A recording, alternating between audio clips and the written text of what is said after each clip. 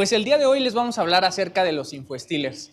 Esta amenaza que, de acuerdo a nuestro monitoreo de C-Labs, nosotros representamos a Citum, ha sido una amenaza bastante creciente en los últimos meses y en general en los últimos años, dando como resultado ataques bastante complejos como dar paso o dar acceso a ataques de ransomware y en general, pues bueno, a exfiltración de información de diferentes organizaciones. La verdad es que esta no es una amenaza que simplemente afecte a algunas organizaciones, sino que también afecta a muchos usuarios. Mi primera pregunta aquí sería, ¿quién de ustedes ha sido víctima de infostealers? Levante la mano, por favor. ¿Nadie? Pues eso es muy interesante, porque de acuerdo con una investigación que nosotros realizamos recientemente, existen más de 10 millones de credenciales activas que han sido vendidas en foros de la dark web y que muchas están asociadas a usuarios comunes, no necesariamente organizaciones. Entonces ahí se pueden encontrar diferentes cosas, las cuales pues vamos a abordar más adelante. Para comenzar, perdón que inicie por mí, pero bueno, yo soy Daniel Soriano, soy ingeniero en computación por el Instituto Politécnico Nacional. Tengo una especialidad en seguridad nacional y en inteligencia. Soy el líder actualmente del equipo de Cyber Threat Intelligence de Citum. Y bueno, he dado diferentes conferencias. Conmigo también está Julio Aviña. Él es maestro en Ciencias de la Informática por el ingeniero en Ciencias de la Informática por el Instituto Politécnico Nacional, maestro en Seguridad Informática y es especialista también, es miembro del equipo de Threat Intelligence de Citum, de C-Labs. También ha sido speaker en diferentes conferencias y ha encontrado algunos exploits, los cuales pueden encontrar en esos enlaces. Y también tenemos a Josic Espinosa, que es ingeniero en computación. También tiene una maestría en Seguridad Informática por el Instituto Politécnico Nacional. Es también miembro del equipo de Threat Intelligence. Ha sido speaker igual en varias conferencias y también, bueno, tiene algunos CVE registrados, los cuales están muy interesantes porque tienen que ver con DLL sideloading. Entonces, hablando específicamente de la agenda, vamos a hablar acerca de qué son los infostealers, cuál es su objetivo, su evolución, cómo es que lo adquieren los atacantes. De hecho, vamos a pasar algunos screenshots de algunos foros de la dark web en donde pues, los cibercriminales están adquiriendo esta información, para qué lo usan los adversarios, el panorama general de los infostealers en la TAM, cuáles son las familias de infostealers más relevantes en Latinoamérica, las tácticas, técnicas y procedimientos más utilizados por los infostealers, cómo es que lo ve la víctima, ¿no? Este es bastante interesante, pero aquí lo que vamos a observar es una grabación de un ataque en tiempo real, de cómo es que un infostealer compromete un dispositivo, cómo es que se roba la información de ese equipo, ¿vale? Cómo es que lo ve el atacante, ¿no? Desde las diferentes perspectivas, primero desde el atacante, pero también desde la perspectiva de la víctima, ¿no? Y también, pues bueno, ¿cuáles son los grupos de amenazas que emplean infostealers en Latinoamérica? También vamos a dar un panorama de qué es lo que está ocurriendo con ellos, ¿vale? Y al final, bueno, tendremos unas recomendaciones generales para que no sean víctimas de este tipo de malware y que también las pueden compartir con algunos de sus familiares, con sus amigos, con sus conocidos, para que tampoco sean víctimas, ¿vale? Entonces, les cedo el micrófono a Julio. Hola, buenas tardes a todos. Bueno, me presento Dani. Y bueno, lo que vamos a ver a continuación es qué son los infostealers y cuál es su objetivo. Digo, aquí la mayoría, seguramente pues, por el nombre nos imaginamos qué es lo que hacen, ¿no? De forma general, pues robar información. Aquí les voy a preguntar una cosa. ¿Quién de ustedes alguna vez ha descargado KMS Pico para activar su Windows? Digo, acá para analizar malware, ¿no? Pero he escuchado que algunos lo ocupan para activar Windows. ¿O quién conoció, por ejemplo, Ares o LimeWire, que eran como aplicaciones para descargar troyanos, digo, música, ¿no? O el Photoshop, ¿no? Los que sean diseñadores o tengan acercamiento con ese tipo de herramientas. El Photoshop Pro Plus 3000 Full más Crack, ¿no? Entonces, muchas veces no somos conscientes de qué es lo que estamos descargando y la mayoría de las veces en estos escenarios lo que sucede es que se instala malware y muchas de estas veces son los infostealers, ¿no? Los infostealers, como les comentaba, tienen la principal función de robar la información de los equipos infectados, ¿no? Entonces aquí, para no demorarme mucho, pusimos una lista, ¿no? Pero principalmente, pues esto, datos bancarios, ¿qué son datos bancarios? Usuario y contraseña, información almacenada en navegadores, todo el historial de navegación, las cookies de sesión, los formularios de autollenado, en general toda la información que almacenamos en los navegadores, por ejemplo, nuestros favoritos y los historiales de las páginas, ¿no? Cuentas de correo electrónico, los contactos que tenemos ahí en nuestros clientes, por ejemplo Outlook, información del sistema operativo en general, qué sistema operativo, qué arquitectura, las herramientas de seguridad que tenemos instaladas, el software que tenemos instalado, archivos personales, imágenes, fotos, documentos y billeteras de criptomonedas. Muchos de estos infostealers tienen capacidades para secuestrar el portapapeles. Entonces, si ustedes tienen la costumbre de copiar y pegar sus criptowallets en los portales, algunos de estos tienen la capacidad de sustituir el portapapeles por billeteras de cibercriminales.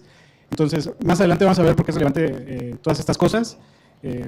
Posteriormente, pues, en ocasiones, toda esta información es vendida en foros de dark web, en canales ilícitos, en Telegram y en diferentes medios, ¿no?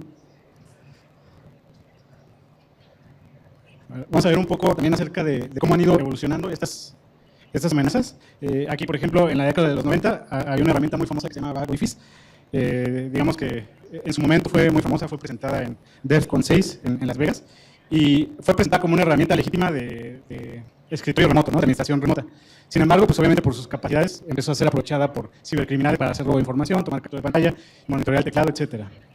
Otra de las amenazas características en la década de los 90 era, por ejemplo, AOL Power Trojan, que bueno, es algo viejito, los que ya sean un poquito mayores de edad, se recordarán que existían diferentes servicios de AOL, clientes de correo electrónico y mensajería. Entonces era un troyano específicamente para robar estas credenciales y obtener acceso, ¿no? Perdón. Después, en la década de los 2000, pues ya empezamos a ver otro tipo de herramientas, ¿no? Las herramientas demás, como por ejemplo Ghost Keylogger, que básicamente era un keylogger que captura las teclas que presiona el usuario. Igual es una herramienta que fue muchas veces utilizada con propósitos legítimos para monitorear la actividad de los empleados o para hacer monitoreo infantil, pero pues por lo mismo de sus capacidades, pues también se ocupaba de forma maliciosa, ¿no?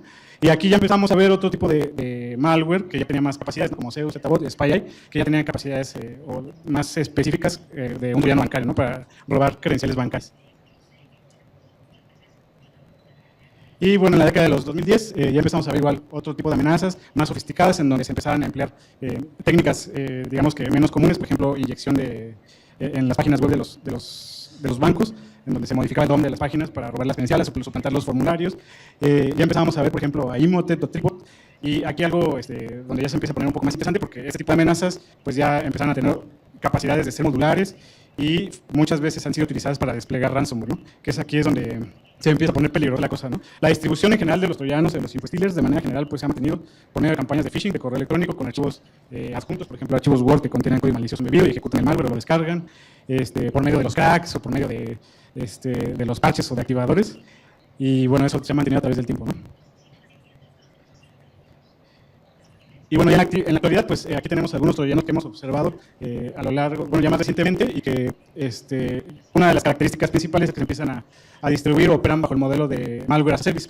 Esto quiere decir que, pues digamos que ya cualquier persona no necesita tener altos conocimientos técnicos como para construir un infostealer o una familia de malware, sino simplemente pues, puede pagar por la renta de esas amenazas y tener acceso a un panel de administración como este, ¿no? Entonces, esto lo vuelve un poco más peligroso porque ya cualquier persona puede tener acceso a este tipo de amenazas sin necesidad de tener amplios conocimientos técnicos, ¿no? Aquí les pusimos 3 de las familias en negritas que hemos visto que han estado más activas en Latinoamérica durante el último semestre, que es Redline, Luma y RisePro. De manera general, pues tienen las mismas capacidades, robo de información y también se utilizan para desplegar ransomware. Más adelante vamos a profundizar un poquito acerca de esto. Vale, y un punto interesante es, seguramente que se les ocurre a alguno de ustedes, es ¿y cómo es que lo adquieren los atacantes, no? ¿En qué clase de Mercado Libre o Amazon consiguen esto? Pues bueno, es muy sencillo. Ahora con el uso de Telegram y con algunas otras redes sociales como Discord, es muy fácil conseguir para los atacantes este tipo de herramientas, ¿no? Por ejemplo, aquí en la imagen tenemos un ejemplo de cómo en un canal de Rusia se está distribuyendo infostealer, ¿no? Que es Redline. Y obviamente pues con sus capacidades, ¿no? Hay que mencionar, los atacantes también necesitan hacer un poco de promoción de sus herramientas maliciosas y pues obviamente tienen que poner las ventajas que tienen contra sus otros competidores maliciosos, ¿no? Entonces, si me ayudan por favor, chicos. Aquí también tenemos otro ejemplo de cómo se lo adquieren. Este es un ejemplo de un screenshot de un foro ruso, en donde constantemente se está ofreciendo este tipo de servicios maliciosos, no solamente de infostealers, sino también de ransomware as a service, en donde por una módica cantidad de dólares o bitcoins en su defecto pueden conseguir este tipo de herramientas que tienen bastantes capacidades para poder tomar acción de los equipos comprometidos, ¿no? También, si alguien se pone de curioso y dice, oye, ¿habrá alguna forma de poder conseguir este tipo de malware de forma gratuita? Pues nada más tienen que ir a nuestro amigo GitHub y poder descargar este tipo de herramientas de forma totalmente gratuita, aunque no les garantizamos que está limpia, no puede llegar a tener algún regalito de por medio. Ahora, Pero ¿para qué lo usan los atacantes? No, sí, ya me hablaron mucho de los infostealers y que me tengo que preocupar por ellos, pero ¿para qué lo utilizan? ¿Por qué puede llegar a ser una herramienta peligrosa para mi dispositivo? Pues por ese tipo de cosas, ¿no?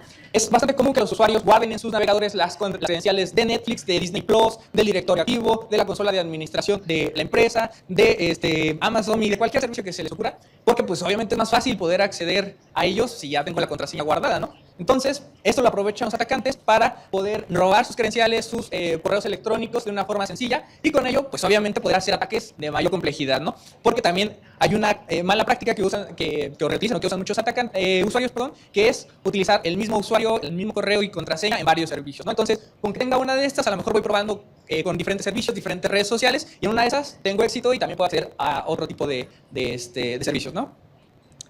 Y también, ¿para qué lo utilizan? Pues obviamente para el robo de datos bancarios, ¿no? Seguramente ustedes han visto que algunos servicios, algunas bancas en línea todavía no implementan o no lo hacen de forma obligatoria la parte del múltiple factor de autenticación. Entonces, en muchos casos, con simplemente tener el usuario y la contraseña de la aplicación web, es posible tener acceso a la cuenta y con ello, pues bueno, poder robar nuestro dinero, ¿no?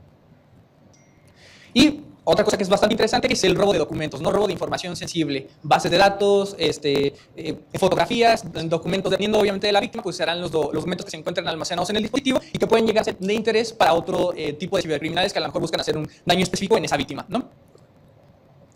Y algo que también se vuelve bastante interesante para las organizaciones, o que se vuelve más bien bastante preocupante, es que también pues, a través de este tipo de herramientas pueden tener acceso a las cuentas de VPN de los servicios de las organizaciones, ¿no? Muchas veces también hemos observado que hay algunos usuarios que tienen malas prácticas y dicen, ¿por qué no? Voy a utilizar mi computadora personal, en donde tengo muchos juegos con cracks y muchas cosas ilegales, también la voy a utilizar para el trabajo y pues obviamente dan paso a que los cibercriminales puedan acceder a su dispositivo, ¿no? Es otra mala práctica que suelen seguir algunos usuarios.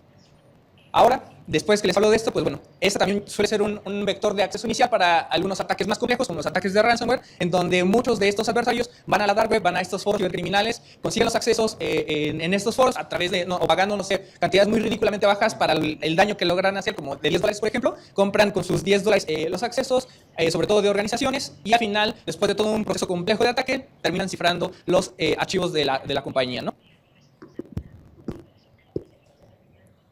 Y bueno, pues ahora como todo esto que les hemos dicho, cómo se ve en números. Y pues podemos ver, en este caso, el número de publicaciones relacionadas con actividad de infostealers en los diferentes países de Latinoamérica. Como podemos observar, Brasil tiene casi 500 000 de publicaciones en la dark web relacionadas con este tipo de amenazas, seguida de Argentina y de México. Muy pegadito a México están Colombia y Perú, pero todo esto por qué es relevante. Bueno, a diferencia de algunas familias de ransomware o de troyanos bancarios que se enfocan en algunos países en específico, como en el caso, por ejemplo, de Mecotio, que manda campañas de malware a México, Argentina, Brasil o Perú. En este caso, los infostealers están presentes en todos los países de Latinoamérica, en mayor o menor cantidad, pero podemos encontrar credenciales activas de usuarios de cualquier parte de Latinoamérica, incluyendo países que en algún punto suelen ser un poco irrelevantes para los actores de amenaza, sobre todo, por ejemplo, para los atacantes que emplean ransomware, como puede ser tal vez Nicaragua, Haití o Honduras, por ejemplo.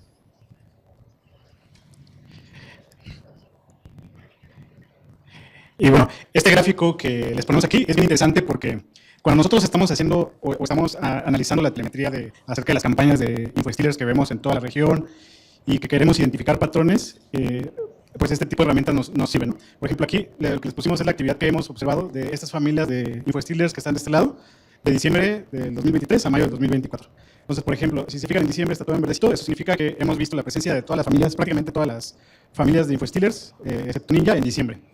Y después vemos, por ejemplo, en marzo y abril, unos cuadritos rojos que significa que es donde hemos identificado mayor actividad. Este tipo de cosas, como les decía, nos permite identificar patrones, ¿no? Entonces, ¿por qué se da esto? ¿Por qué en marzo y en abril? ¿Por qué en diciembre? ¿O por qué en ciertos meses? Bueno, pues se da por muchas cosas, pero por ejemplo, cuando son, no sé, en temporada de impuestos, los cibercriminales suelen hacer campañas, por ejemplo, de malvertising para hacer publicidad maliciosa en buscadores y hacen campañas relacionadas con el pago de impuestos, con devoluciones, etcétera, ¿no? Entonces, bueno, esto nos permite precisamente más o menos identificar patrones y en esas fechas pues, nosotros también empezar a diseminar inteligencia e información para ayudar a las organizaciones a que tengan una mejor postura de seguridad. Muy bien. Ahora, hablando acerca de las amenazas que más estamos observando recientemente, en este último semestre, tenemos a tres, ¿no? El top 3 que hemos observado. La primera de ellas es Luma, la segunda es Rise Pro y la tercera es Redline. Sin olvidar la vida que también está presente todavía en la región y Steal sí que nosotros estamos observando que tiene un incremento significativo en los ataques. De hecho, el primo de un amigo recientemente fue víctima de este tipo de infostealers y vemos que tiene capacidades bastante interesantes para poder hacer la acción de herramientas de seguridad, ¿no? Entonces, muy poquito aquí con ese tipo de infostealer. Y bueno, como lo comentaba Daniel hace un momento, los infostealers más relevantes en Latinoamérica son Luma en primer lugar, seguido de Redline y de Ricepro. Algunas de las características que están presentes no solo en estas tres familias, sino en general en todas las familias de infostealers que nosotros observamos en la región, es que son vendidas como malware as a service, lo que quiere decir que tal cual como el software as a service, como la plataforma as a service, entonces el malware es vendido con soporte, con infraestructura, con todo el software necesario para desplegarlo, con todas las instrucciones necesarias para desplegarlo, y en caso de que se necesite, por ejemplo, incluso con las plantillas de las campañas de phishing necesarias para desplegar ese malware. Tienen múltiples mecanismos de distribución, entre los más importantes están las campañas masivas de phishing, campañas de malvertising, que es publicidad maliciosa en navegadores, también a través de anuncios en redes sociales, o como lo comentábamos hace un momento, también a través de las descargas de activador, cracks o todo este tipo de software malicioso. Cuenta con múltiples capacidades de monitoreo, no solo se roba la información del equipo, sino que también tiene la capacidad de monitorear la actividad del teclado, del mouse, de la pantalla e incluso de la cámara. Roba múltiples tipos de información, a diferencia de algunos de los malwares que nosotros analizamos día con día, que se enfocan, por ejemplo, en el robo de datos bancarios. En este caso, los atacantes podrían obtener prácticamente cualquier dato que a ellos les interese del equipo, y en un momento vamos a ver una demostración de ello. También varios de ellos tienen las capacidades de realizar descargas y ejecuciones, lo que le convierte en una amenaza sumamente peligrosa para las organizaciones y para todos nosotros en general, ya que un ataque de infostealer podría desembocar también en un ataque más peligroso como el ransomware, por ejemplo. Muchos de ellos también tienen la capacidad de exfiltración de archivos, por lo cual son una amenaza pues bastante peligrosa, al igual que el ransomware, ya que lo único que le falta para hacerlo, por ejemplo, pues es esta parte del cifrado de archivos, ¿no? De ahí en fuera, pues tienen la capacidad de descargar, ejecutar y exfiltrar. Utilizan múltiples canales de comando y control, no solo los canales creados por los atacantes, como pueden ser dominios o servidores de manejo propio, sino que también utilizan canales ya utilizados y que de cierta forma resultan ser reales, como en el caso de canales y grupos de Telegram, e incluso en algunos casos suelen obtener ciertas instrucciones de comentarios de YouTube o comentarios en Facebook también. El flujo de ataque típico de un infostealer pues comienza con el método de distribución, que como lo comentaba hace un momento puede ser a través de campañas de phishing, campañas de malvertising, descarga de software no legítimo, de cracks, activadores, o a través de redes sociales. Posteriormente, todas estas campañas suelen tener archivos o URLs adjuntas. Normalmente esas URLs o esos archivos suelen estar comprimidos en formato zip, aunque nos hemos topado pues cualquier tipo de formato de tipeo, de compresión, perdón, como puede ser UUE, RAR, 7zip, etc. Prosigue después la instalación del malware y sus complementos, que implica la creación de carpetas, creación de persistencia, entre otras. Y prosiguen con el robo de información, que como lo contaba hace un momento, pues puede ser cualquier tipo de dato, incluyendo contraseñas, actividad de teclado, de mouse, screenshots, etc. Seguido de la fase de comando y control, que pueden ser canales creados por los mismos atacantes o canales ya existentes, en este caso representado por el icono de Telegram, que es el más común entre los infostealers. Y finalmente la venta de información. La venta de información suelen ser paquetes de logs separados en diferentes secciones de acuerdo al tipo de información, vendidos en la dark web por un precio pues, relativamente barato, dependiendo de la información que se esté distribuyendo y dependiendo a lo mejor del usuario y organización que ha sido afectado.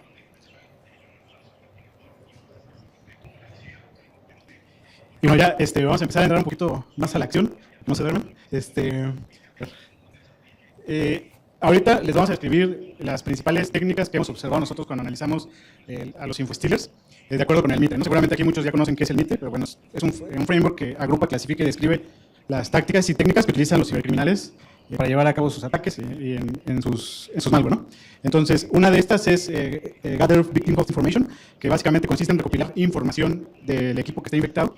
Y bueno, esto lo hacen, digamos, para realizar un reconocimiento del entorno y les sirve porque se llevan información, por ejemplo, de las soluciones de seguridad que están instaladas, la versión del sistema operativo, y con base en esa información que recopilan, ellos pues ya suelen enviar herramientas para deshabilitar las soluciones de seguridad u otro tipo de herramientas que sean compatibles u óptimas en el entorno que reconocieron, y eso pues les facilitan sus ataques, ¿no?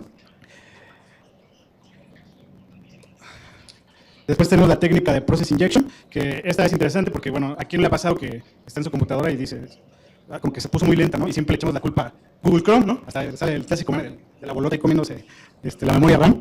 Y bueno, pues muchas veces esto es ocasionado porque justamente por detrás está corriendo algún proceso malicioso relacionado con, en este caso, infostealers.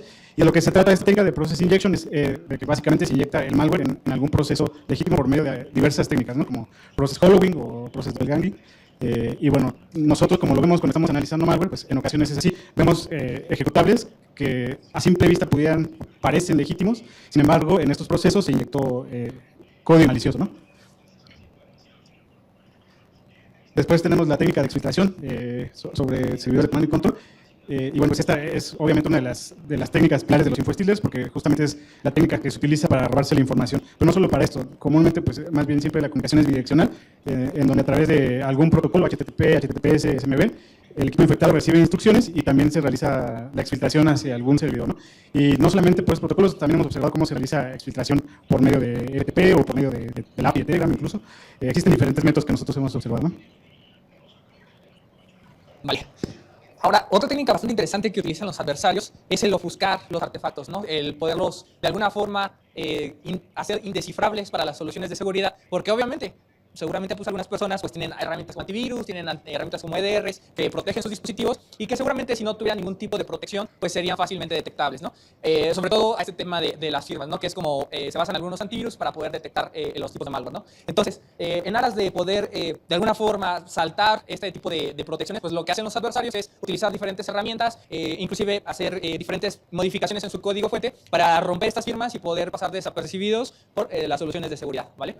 Después tenemos la parte de la evasión de la virtualización y de las herramientas de sandbox, ¿no? Porque permítanme comentarles que no somos necesariamente los mejores amigos de los cibercriminales, constantemente estamos buscando qué es lo que están haciendo, cómo lo están haciendo para poder ayudar a las herramientas de seguridad a protegerlos mejor y pues ellos lo saben, ¿no? Saben que nosotros utilizamos ciertas herramientas para poder identificar cómo es que están haciendo todo ese proceso de infección en los dispositivos y pues ellos de alguna forma tratan de meterle protecciones a su malware para que nosotros no sepamos o no nos demos cuenta tan fácil de cómo es que lo están haciendo, ¿no? Entonces es otra de las técnicas comunes que utilizan ellos. Y ahora bien, hace un ratito les preguntaba a Dani quién ha sido víctima de un infostealer y nadie levantó la mano y pues tal vez esto nos pueda ayudar a cambiar un poquito la perspectiva porque vamos a ver cómo es que lo ve una víctima. La víctima lo puede ver así, como podemos observar, es una plantilla de phishing completamente idéntica a la de esta empresa que se llama Facturatec, es una empresa de Colombia y trae un archivo comprimido en formato TAR que simula ser una factura. En este caso, esta campaña del infostealer que observamos iba dirigida exclusivamente a Colombia, pero ¿cuántos de nosotros no hemos recibido correos electrónicos que tienen que ver, por ejemplo, con el pago de la luz, con alguna transferencia bancaria o algo por el estilo? También, pues, en este momento nosotros, pues, al final estamos aquí, tenemos ciertos conocimientos de seguridad informática, pero, por ejemplo, cuando íbamos en la secundaria o tal vez en la prepa, ¿cuántos de nosotros no buscábamos en Google tal cual Office, por ejemplo, ¿no? O Word o cosas por el estilo? Y actualmente, ¿cuántos de nosotros no buscamos Steam o cosas por el estilo, ¿no?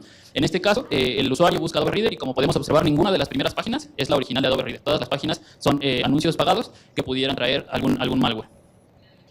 Y finalmente, pues la víctima también lo puede ver así. También es Adobe Reader en una campaña de publicidad en Facebook. Pero pues igual, ¿cuántos de nosotros cuando Facebook estaba en su apogeo no veíamos cualquier enlace, le dábamos clic y no sabíamos a lo que nos llevaba, ¿no? Simplemente muchas veces notábamos que no hacía nada, aparentemente, o muchas veces notábamos que nos descargaban muchos archivos y no sabíamos para qué eran todos ellos.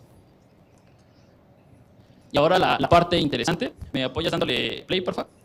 Podemos observar un correo que recibe el usuario. En este caso es la confirmación de la invitación al B-Sites, con el texto tal cual que utiliza el B-Sites cuando nos llega la confirmación de la plática, con un PDF adjunto que se llama confirmación B-Sites 2024.pdf.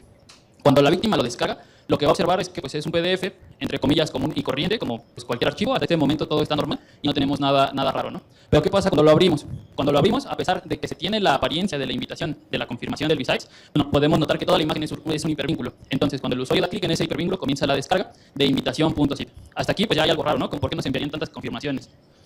Para nosotros, pero pues tal vez nuestros papás, nuestros abuelos, hermanos o primos que no se dedican a esto, pues podría ser algo completamente normal. Como podemos observar, tenemos un PDF que se llama confirmación bsitesmx.pdf con el icono de PDF. Entonces hasta aquí pues podríamos decir que no hay nada de raro. Como podemos observar, es el icono de Adobe, entonces lo ejecutamos, pero aquí es donde ya no está nada bien, ¿no?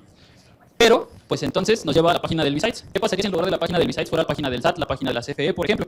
Pues para nosotros aparentemente ya todo normal y continuamos con nuestra vida normal precisamente. En este caso nuestra víctima va a ingresar a su banca en línea, como cualquiera de nosotros lo podríamos hacer, porque pues lo único que tenemos o que sabemos es que el PDF no vio correctamente, que nos redirigió a una página y pues probablemente le reclamamos al B-Sites al día siguiente porque su archivo no servía, ¿no?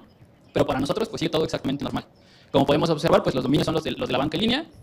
Y lo que va a seguir a continuación es que el usuario, pues como normalmente lo haría, ingresa su usuario y su contraseña esperando entrar a su banca en línea. Por cuestiones de la demostración, evidentemente son datos falsos y lo que va a ocurrir es que nos va a mandar un error en donde pues, nos indica que las credenciales no son válidas. Pero ¿qué pasaría si lo fueran, no? Y no solo en esta banca en línea, ¿qué pasaría si nos metemos a Facebook, a Instagram, a nuestro correo? ¿Y qué pasaría todavía más allá si esta no fuera una computadora personal, si fuera nuestra computadora institucional?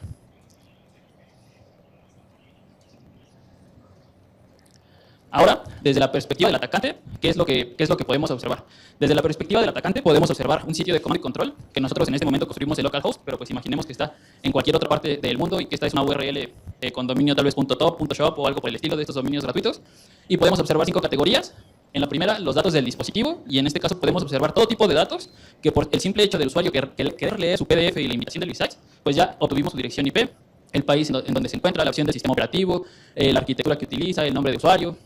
También sabemos si es una laptop o una PC de escritorio, por ejemplo. Sabemos las aplicaciones instaladas que tiene el equipo y las que tiene permitidas para todos los usuarios. Y también vamos a saber las aplicaciones que solo tiene permitido ese usuario. Y todo por nada más querer leer un PDF, ¿no? Aquí en este caso pues podemos observar que tiene instalada toda la suite de Office. Y el usuario actual, ¿no? Que tiene OneDrive, que tiene Opera GX, que tiene Telegram. además de una lista de procesos, que son la lista de procesos activos en el dispositivo. Con esto nosotros podríamos comenzar a hacer un perfilamiento más completo de la víctima. ¿Por qué? Porque sabemos en este momento que utiliza Telegram y que tiene Opera GX. Opera GX es un navegador pues, más dirigido a los gamers, por ejemplo. Entonces, aquí podemos empezar a hacer un perfilamiento diferente. Además de todo eso, nos trajimos las cookies de diferentes sesiones, como pueden ser de Bing, de Mega, de Opera, de Android Developer. En este caso, pues entonces el perfilamiento se dirige más a que pues tal vez es un gamer, un desarrollador o algo por el estilo, porque tiene este tipo de información.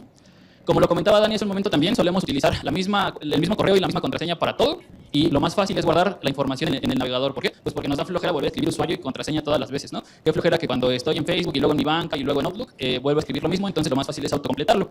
Pero en este caso podemos observar credenciales de Chrome, credenciales extraídas de Edge, con el login, que en este caso es mucha lucha de movisex2024@gmail, y el password en texto claro, que es mucha lucha 2024. Y pues de los diferentes navegadores, de diferentes cuentas, y de cuentas que pudieran ser un poco más críticas, como lo vamos a ver a continuación. Hay una cuenta por ahí en un portal de Samsung.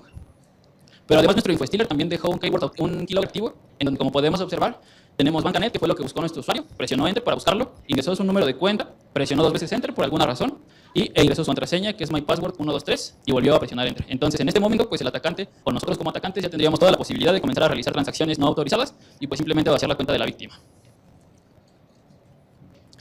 Finalmente, nuestro InfoStealer también tiene capacidad de exfiltración, y en este caso nos trajimos todos los PDFs que estaban guardados en el escritorio de la víctima. Podemos observar tarea de maestría 1.pdf, passwords, que probablemente puede ser un archivo donde el usuario almacenaba passwords equivocadamente, formulario fiscal y demanda. En este caso, el punto es ejemplificar que justo el usuario puede traer cualquier tipo de archivo que nosotros tengamos en el dispositivo, y pueden ser archivos confidenciales que puedan no solo comprometer ya información, sino que en algún momento nos pueden llegar a extorsionar, tal vez porque estamos involucrados en algún tipo de delitos, porque estamos llevando algún proceso judicial, y esto puede ya no ser solo o ya no terminar solo en la venta de datos, ¿no? Sino también pasar a puntos más críticos como la extorsión, por ejemplo.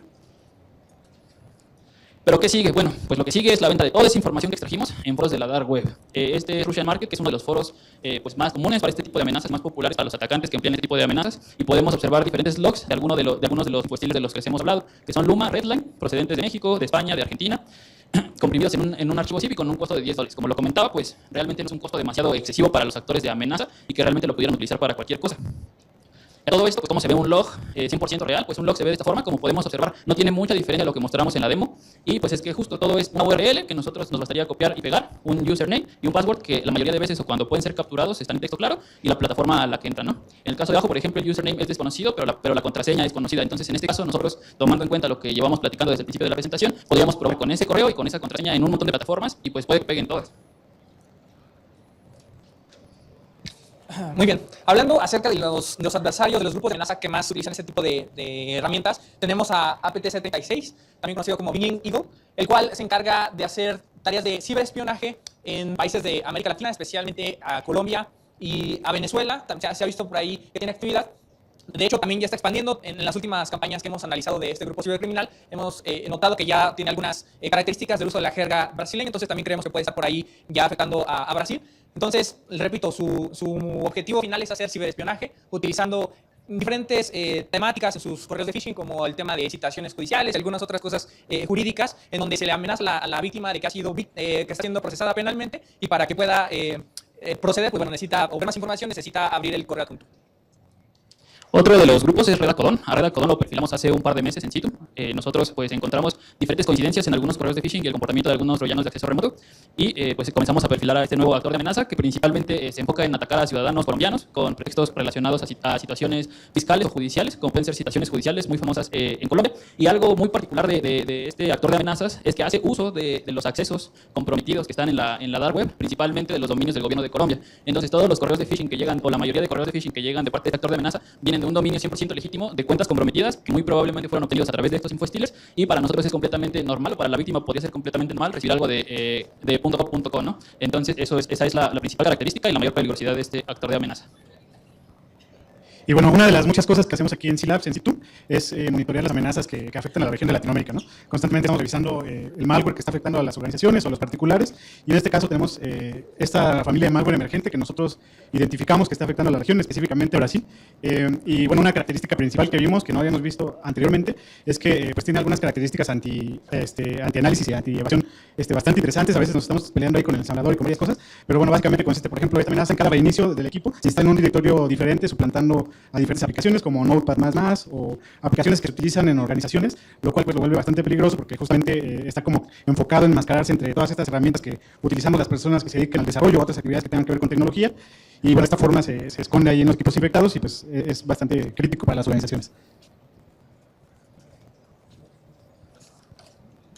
Bueno, antes los invitamos a escanear los códigos QR que están en la presentación. Ninguno es malware, entonces siéntanse libres de hacerlo. Y como recomendaciones generales, para que pues, la tomemos en cuenta todos nosotros, en nuestras organizaciones, en nuestras casas y se las compartamos también a nuestros familiares. Primero, para el caso de correos electrónicos de phishing, pues evitar abrir correos de remitentes desconocidos. Cuando no conozcamos algo, simplemente ignorarlo, eliminarlo, o en el caso de las organizaciones, compartirlo con el departamento correspondiente. También evitar abrir enlaces sospechosos o descargar archivos sospechosos y evitar hacer uso de correos institucionales para fines personales. Por favor, no utilicen el correo de su empresa o de su trabajo para registrarse en Liverpool, en Steam y todo ese tipo de cosas, porque es algo que comúnmente vemos y que sin duda amplía la superficie de ataque pues, para un actor malintencionado. También evitar la descarga de software ilegal desde sitios no legítimos. Mejor utilicemos herramientas de software libre y evitemos la descarga de cracks o activadores. Realizar una correcta implementación de políticas para la creación y uso de contraseñas, recordando que las contraseñas más seguras son aquellas que empiezan a partir de 13 caracteres y son una combinación de letras mayúsculas, minúsculas, números y símbolos, y que pues hay que cambiarlas por lo menos cada 3 meses. Y finalmente evitar el almacenamiento de usuarios y contraseñas en navegadores, ya que como podemos observar con un simple clic, pues obtienen la mayoría de nuestra información guardada en el navegador. Ya para finalizar, algunas otras recomendaciones generales para las organizaciones, pues bueno, tener bloqueado el servicio de DNS gratuitos, que es una de las diferentes servicios que utilizan los atacantes para poder registrar sus servidores de comando y control, cosas como NoIP, IPC, DuckDNS, son bastante utilizadas en ese tipo de campañas de malware. Bloquear también dominios de tipo paste, como Pastebin y cualquier otra de ellas, porque también las utilizan para poder descargar información adicional en su malware, y con ello, pues bueno, traer más configuraciones, ¿no? También habilitar el múltiple factor de autenticación en la mayoría de los portales que puedan, también por si de alguna forma logran robar su usuario y su contraseña, pues tener una barrera adicional que los proteja, ¿no? Prestar atención a los comportamientos sospechosos en el dispositivo, si de pronto salen cosas raras o de plano algo como que no me cuadra, yo no pedí ese paquete y me está llegando, pues bueno, tener mucho cuidado con eso. Y finalmente, para las organizaciones, tener una solución EDR o una solución antivirus eficaz que cumpla con, o que esté constantemente actualizada y que pase los protocolos necesarios de seguridad para que de alguna forma pues proteja de una forma robusta los dispositivos. De nuestra parte sería todo. Muchísimas gracias. No sé si alguien tenga alguna duda.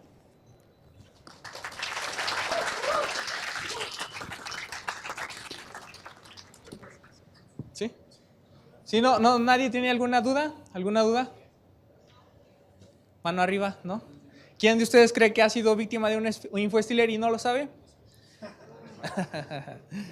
Que va. Pues si no hay dudas, muchísimas gracias a todos. Bueno, antes de que se retiren, los invitamos a escanear el código QR para nuestro blog, en donde podrán encontrar diferentes investigaciones que hacemos regularmente de una forma más detallada y técnica, y también los invitamos a pasar a nuestro stand, en donde pues podrán encontrar dulcecitos y diferentes regalos para ustedes. Muchas gracias.